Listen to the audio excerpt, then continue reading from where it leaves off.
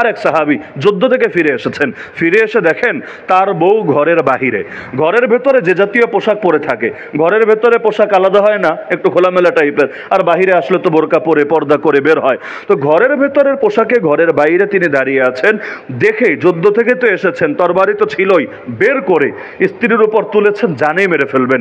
স্ত্রী বললেন, আগে ঘরের ভেতর একটু ঢোকেন, ঢুকে দেখেন, আপনি নিজেই বুঝবেন আমি কেন এখানে বের হয়েছি, সাধে এসেছি নাকি বাধ্য হয়েছি। সেই সাহাবী দরজা ধাক্কা দিয়ে ঘরে ঢুকলেন, ঢুকে দেখেন বিশাল বড় একটা সাপ, থাকার রুমে বিশাল বড় একটা সাপ। তিনি দেখেই, হাতে তো তরবারি ছিলই, ডাইরেক্ট সাপের উপর একটা আঘাত করে বসলেন। সাপ মারার ক্ষেত্রে একটা সুন্নাহ তরিকা আছে জানেন, আগে 3 বার বলে নিতে হয়, তুমি সাপ হলে চলে যাও, সাপ হলে থাকো, জিন হলে চলে যাও, জিন হলে চলে যাও, সাপ হলে থাকো, এভাবে ওয়ার্নিং দিয়ে নিতে হয়। সেই সাহাবী ডাইরেক্ট আঘাত করে বসলেন, ফলাফল হলো সঙ্গে সঙ্গে সাপটাও তাকে ছোবল মেরে দিল। সাপের আঘাতে তিনিও, তার ভেতরে বিষক্রিয়া ছড়িয়ে গেল। অন্যান্য যারা এটা বর্ণনা করেছেন তারা বলেন, আমরা বুঝে উঠতে পারছিলাম না যে কার আগে কে মৃত্যুবরণ করেছে, অর্থাৎ উভয়ই ছটফট করতে করতে সাপটাও মারা গিয়েছে এবং সেই সাহাবীও ইন্তেকাল করেছেন, কারণ বাস্তবে সেটা সাপ ছিল না, সেটা একটা জিন ছিল।